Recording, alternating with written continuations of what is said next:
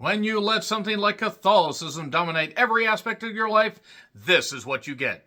I'm John Renton with the retro review of Alice, Sweet Alice from 1976. Brooke Shields in the infancy of her career. Literally, look up the movie Pretty Baby and you will feel absolutely disgusted, like you need to pressure wash yourself after reading facts about that. Brooke Shields' mother, what a goddamn shit show she was. Anyway, she was nowhere near this, I don't think. I hope not. But this was written and directed by Alfred Soul. I like it like that. I've got soul, I like it like that. It was also written by Rosemary Richrow, who did, well, she did some other projects, and we have a family that is absolutely 1000% fucked up. Alice, Sweet Alice is basically an Italian giallo, if that's how you say it. That's not actually from Italy, but it took heaps and heaps and chunks and massive amounts of inspiration from Italian films like this. Weird camera angles, a lot of funny stabbings, and a lot of scene chewing. Seriously, you could have unleashed a bunch of beavers in the Redwood Forest, and they wouldn't have chewed up as much scenery as everybody in this movie did, especially a few particular actors. But that being said,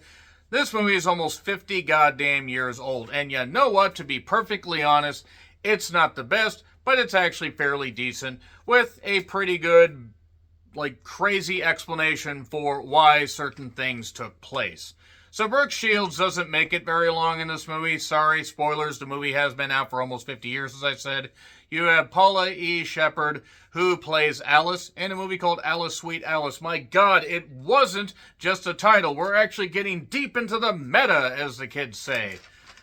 Karen is the favorite of the mother, Catherine, but unfortunately, since Karen doesn't make it very long, she's killed at her own communion, and we get some little, red herrings that indicate that it is Alice, down to the yellow rain slicker, a weird goofy mask, a two-faced doll, and the fact that Alice pretty much is absolutely off her goddamn rocker. Completely off her rocker. Like she came out of the womb absolutely evil.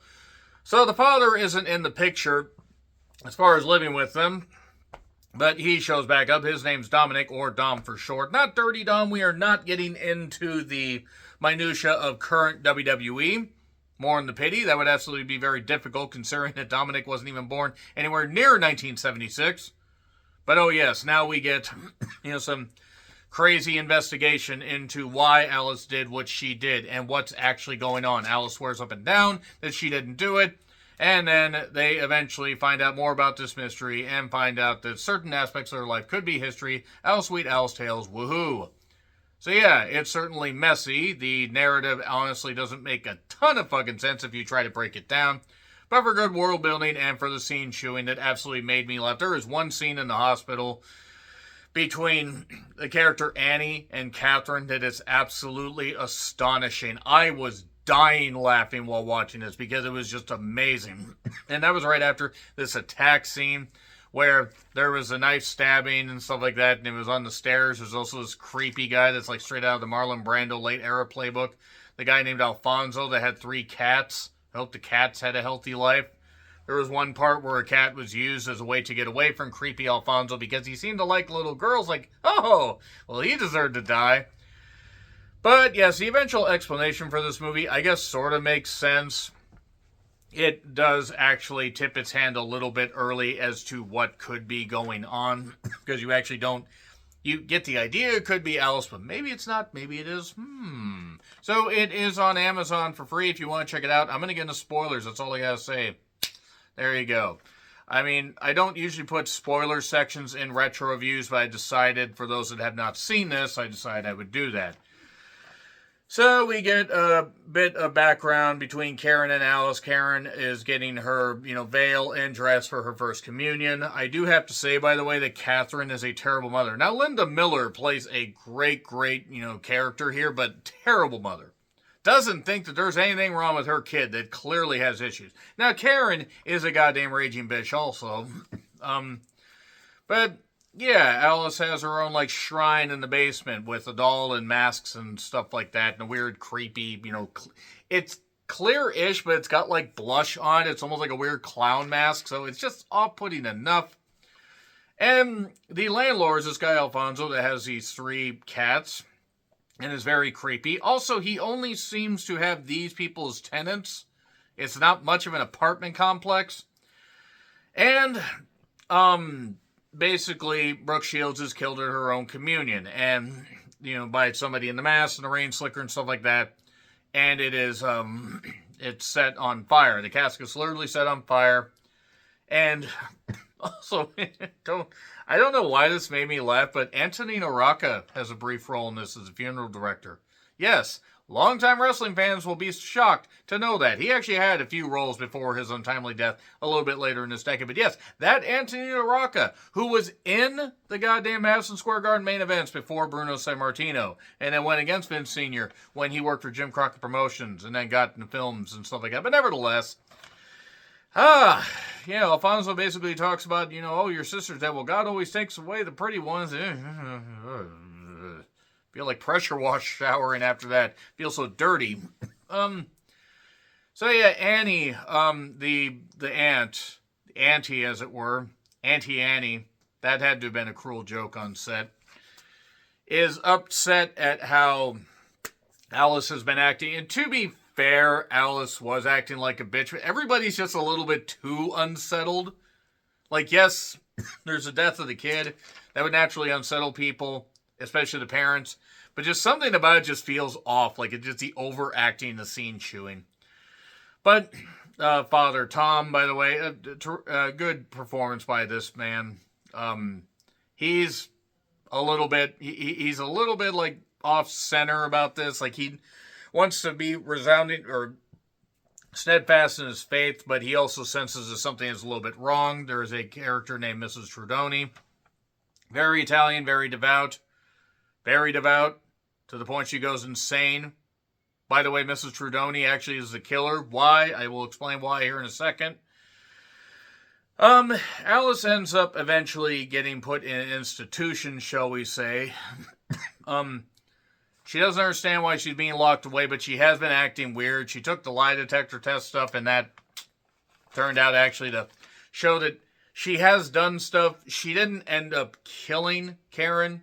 She might as well have with what she was doing, but she ended up, basically causing a lot of stuff, and she has obviously a strange, fascination with stuff. She even keeps bugs in a jar. More on that here in a bit.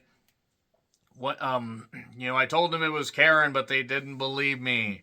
It wasn't Karen. See, she's got the split personality stuff. And they thought, oh, maybe it's this girl Angela, or maybe it's Alice, or maybe it's just Mrs. Trudoni, and we will find out why here in a little bit.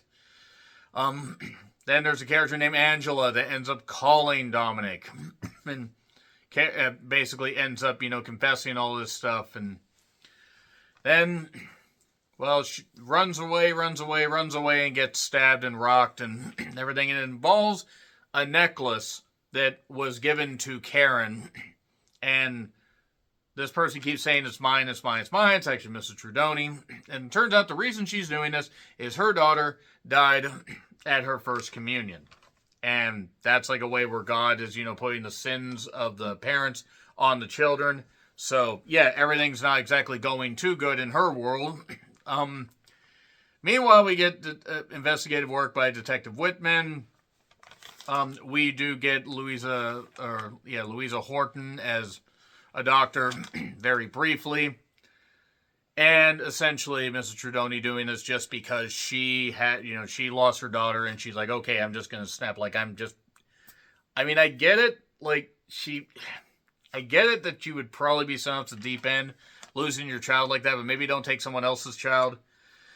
But then Alice is freed, goes into Alfonso's apartment, dressed in the rain slicker and the mask and stuff like that, and ends up essentially releasing the bugs, and Alfonso freaks out, and then runs into Mrs. Trudoni, who's dressed in the rain slicker and stuff like that, and thinks it's Alice, and then he gets stabbed, and then she shows up in the rain slicker at church. All this stuff's going on with communion, and Father Tom, well, he basically is, He's like, trying to basically get her to go with and like go to police and stuff like that. She ends up stabbing him. So good job there, not thinking that this psychopath would kill you. And then Alice just takes off and manages to have a bag and takes the knife and puts it in her because Alice is off her rocker and going to commit her own goddamn murders, I assume. This movie doesn't really actually make a lot of sense when you break down like that. But it's entertaining, and it's certainly not dull. It's just weird. Like a lot of Italian Jello movies. I'm just going to call them that from now on. That probably insults every Italian horror fan there, but I don't care. Nevertheless, it's fine for what it is, with some scene-chewing performances. Good God, so much scene-chewing. So, agree, disagree, what I said, like, share, subscribe. By the way, B. I'll give it a B. Anyway, agree, disagree, what I said, like, share, subscribe. Twitter, Letterboxd, Blue Sky handles in the description. I'm John Rethlin. I'll see you soon.